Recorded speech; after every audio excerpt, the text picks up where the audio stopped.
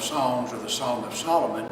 And before I do anything, I want to mention that to David Bruce from last week, when he put his lesson on the TV, I thought that was a great idea. I typically use the whiteboard in our room and go through notes and so forth. So this will be a little more efficient, a little easier to read, a little easier to see than me turning my back and going right on the board. So thanks, David. Great idea. I hope you like the visual aids here. Here's where we're at. And the lesson writer entitles it Finding Honor. Finding Honor. And as you'll see as we go through these scriptures, it's a short lesson, but a lot of meat to it, like all of them. But you'll see he's describing a virtuous, very godly woman, wife, and the references are her husband and the children as we go through this. So the picture I see is how finding honor through marriage. And if I had to deduce the entire lesson into a takeaway, it'd be a faithful demonstration of marriage brings honor to God and to us. And we'll see how God does that, how he honors us and how we honor him with a faithful marriage. And though this lesson will get into marriage, I think it'll be good for those that have been married 40 years, like Carolyn and I have, as well as those looking for a spouse. There's a lot of good information here in this short, quick lesson. And I added this verse, even though it's not in the lesson study, because it kind of lets you see where we're going with all the comments I'm going to make. I'm going to do so with a foundation that the husband and wife are one flesh. And you're going to see me show this several times as a reminder to all of us as to how God sees us, right? We'll be in Proverbs 31, 10 through 16, and 23 through 31. If you've got your Bible handy and you want to look at that. The first set of verses say this: who can find a wife of noble character? She is far more precious than jewels. The heart of her husband trusts in her, and he will not lack anything good. She rewards him with good, not evil, all the days of her life. And when you look at the key points here, who can find a wife of noble character? She is far more precious than jewels. She rewards him with good, not evil, all the days of her life. Well, I've certainly been blessed with Carolyn, who meets those qualifications and those virtues. And I couldn't agree more. And with that, my point here is for us to hunger for a godly spouse. Again, many of us watching this are already married. For those that aren't, we need to hunger for a godly spouse, not just have a godly spouse. When I think of that, I'm thinking, well, I found somebody I think I'm in love with, I'm young, it'll work out, and it might, but it's not taking chance. It's using God to direct and lead us to hunger for that spouse. I need to hunger for that godly spouse.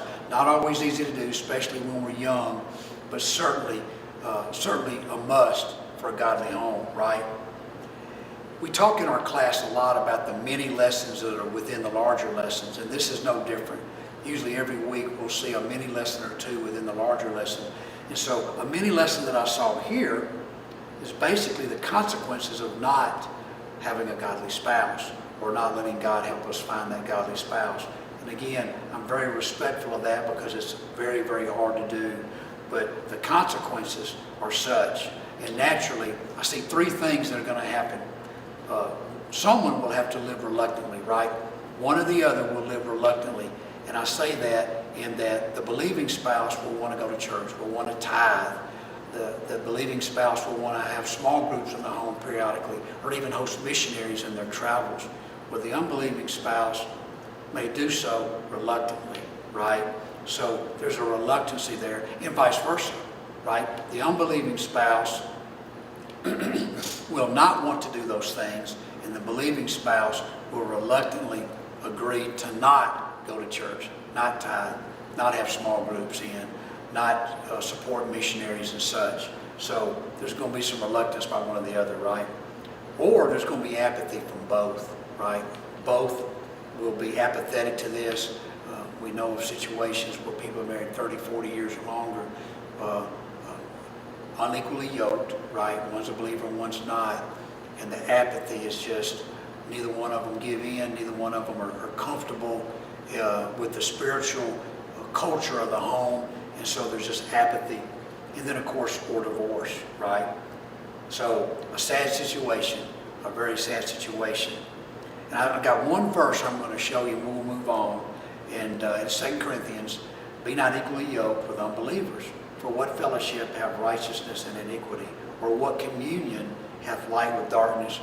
As I looked into this, I found 15 verses from Moses to Paul where God had told the people how important it was to be equally yoked, right? To marry believers and to be with believers and such. And we saw the consequences in the Hebrews that led to so many pitfalls when they didn't do so. So it's a big deal, right? A really big deal that we hunger for a godly spouse. Because remember, we're one, right? How can we be one? How can darkness and light dwell together? So hunger for a godly spouse, okay? If you're in that situation, just demand it and call on God to help with that. The next set of verses, she selects wool and flax and works with willing hands. She is like the merchant ships, bringing her food from far away.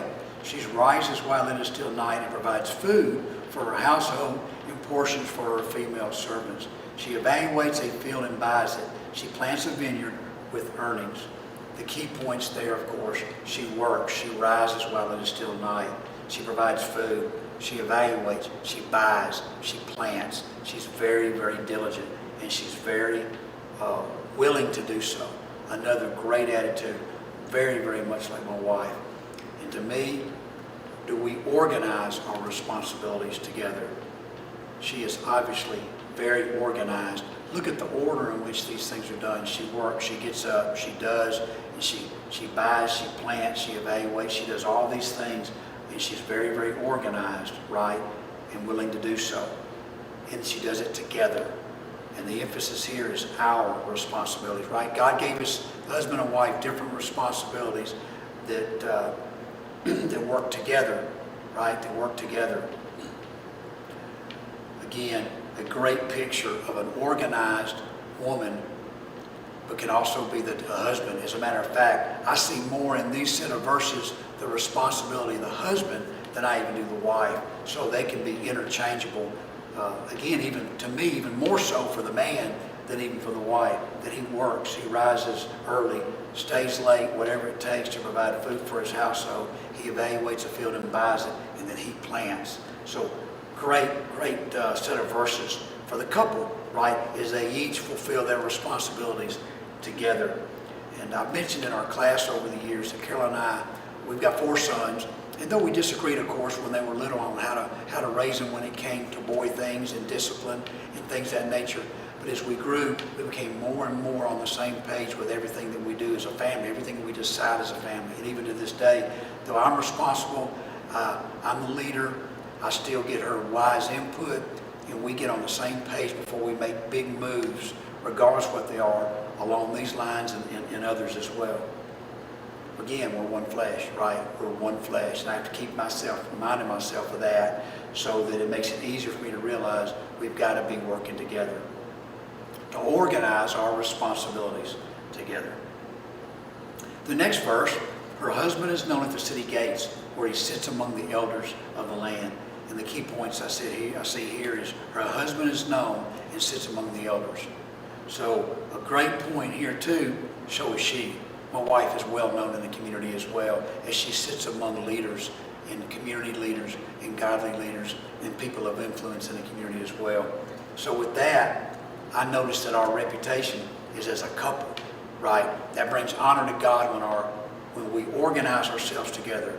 And then our reputation is godly as a couple. And we certainly work on that every day, but our reputation is as a couple. Again, we're one, right? We are one. One reputation, one flesh. Another thing you'll see in a few minutes, in the very last set of verses in the study, it references the children as well as the husband again. So I also see that we have a reputation as a family, right, in the community, in our church, in our workplace, wherever we go, at the park, wherever we are, we have a reputation as a family as well.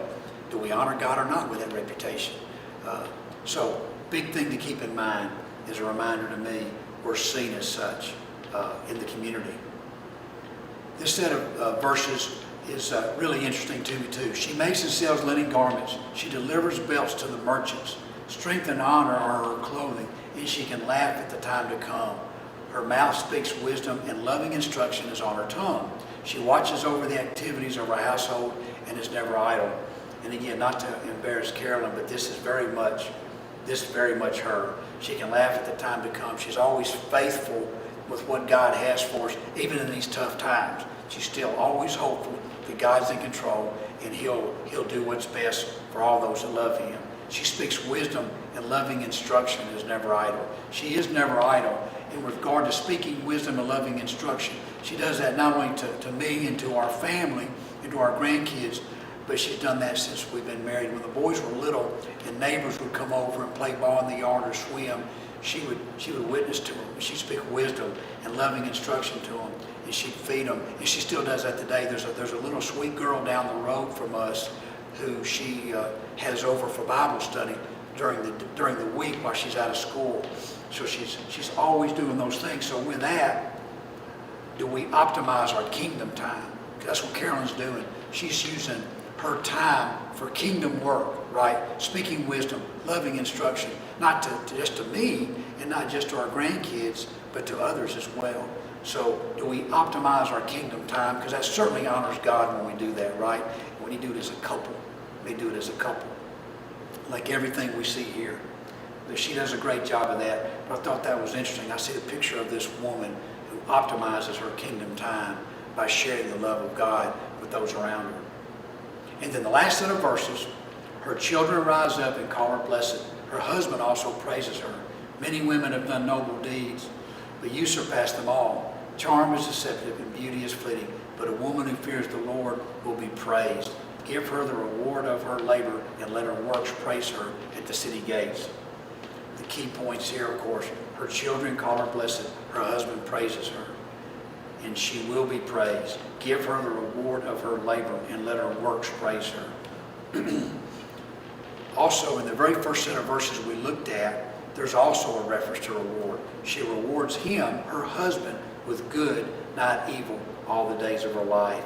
So you see this constant reference to reward in this set of verses, right?